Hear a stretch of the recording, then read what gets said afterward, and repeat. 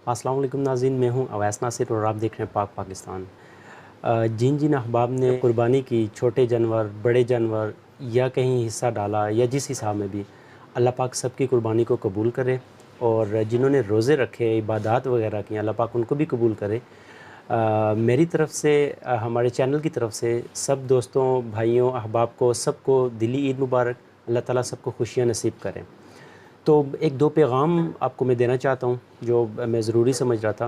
वो ये कि माशाल्लाह से जिसकी भी कुर्बानी हो गई है, आप लोग गोश्त ख़ुद भी खाएँ और गरीबों का बहुत सारा ख़्याल रखिएगा।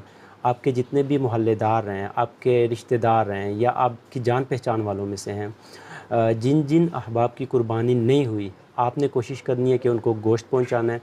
और गोश्त भी ऐसा, ये नहीं कि छिछड़े, चर्बी, ओजरी, हड्डियाँ या ये सब कुछ नहीं।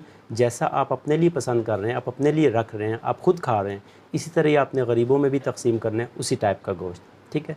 और सेकंड नंबर पे ये कि आपने कोशिश करनी है, मैंने कोशिश करनी है, हम सब ने मिल के कोशिश करनी है कि जितना भी कुर्बानी के हवाले से जो कुछ गंद वगैरह होता है, ठीक है, वो समटाइम्स गलियों के कोनों पे, नुकरों पे, गेटों के बाहर या चौराहों पे पड़ा होता है। हम सब ने मिल के कोशिश करनी है कि जहाँ पे आपके और हमारे एरियाज़ में जिसका जो एरिया है, वहाँ पर कुछ मख़सूस जगह होंगी, जो मेन जगह होंगी, वहाँ तक आपने कम से कम जो है ना वो उस कचरे को पहुँचाना है, ताकि इंतज़ामिया की गाड़ियाँ वगैरह और सफाई करने वाले वहाँ से बआसानी साफ़ कर सकें। क्योंकि ये हमारा पाकिस्तान है, इस पाकिस्तान को हमने पाक पाकिस्तान बनाना है, साफ़ पाकिस्तान बनाना है, साफ़ सुथरा पाकिस्तान बनाना है इंशाअल्लाह। ये हम मिलकर ही कर सकते हैं। सिर्फ़ एक बंदा, दो बंदे, 10 बंदे नहीं कर सकते हैं, सब मिलजुल कर सकते हैं। अब हुकूमत वाले हमारे गलियों के चौराहों पर या मेन जगहों पर कचरा डालने वाले पॉइंट्स, डिब्बे या कुछ ऐसा तो वो बना सकते हैं, लेकिन हमारे घरों से कचरा उठाकर उसमें तो नहीं डाल सकते। ये तो हमने खुद ही करना है। जी, तो गोश्त बिल्कुल जी खाना चाहिए। कुर्बानी का गोश्त है, अल्लाह की तरफ से एक तोहफ़ा है, हमारे लिए नेमत है और इसको खाएँ, लेकिन अपनी सेहत का, मैदों का ख़्याल रख के खाना चाहिए।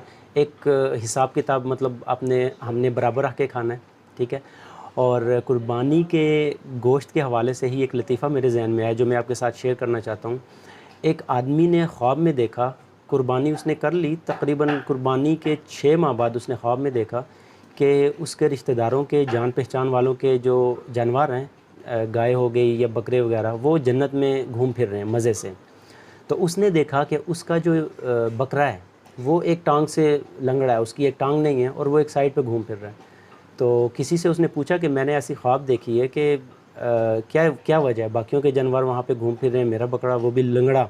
तो बताने वाले ने ये बताया कि आपका बकरा इसलिए लंगड़ा है कि उसका जो है ना एक पाँव आपके फ्रीज़र में अभी भी पड़ा होगा, ठीक है। तो आप जाएँ, उस पाँव को खाएँ या लोगों को खिलाएँ, तब जाके आपकी सेटिंग बनेगी।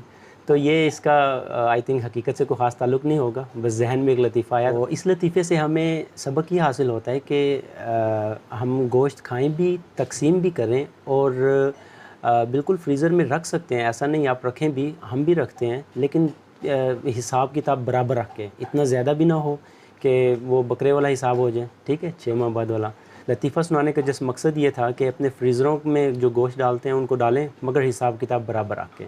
तो अपने दोस्तों के साथ, रिश्तेदारों के साथ, जान पहचान ताल्लुक़ वालों के साथ ईद खूब इंजॉय करें, गोश्त भी खाएँ, लोगों को भी खिलाएँ और ढेर सारी दुआएँ आप सब के लिए। अल्लाह पाक आप सबकी कुर्बानी को कबूल करे और मज़ीद भी नए काम करने की तौफ़ीक दे। अपने मेज़बान अवैस नासिर को इजाज़त दीजिए और देखते रहिए पाक पाकिस्तान। अल्लाह हाफ़िज़।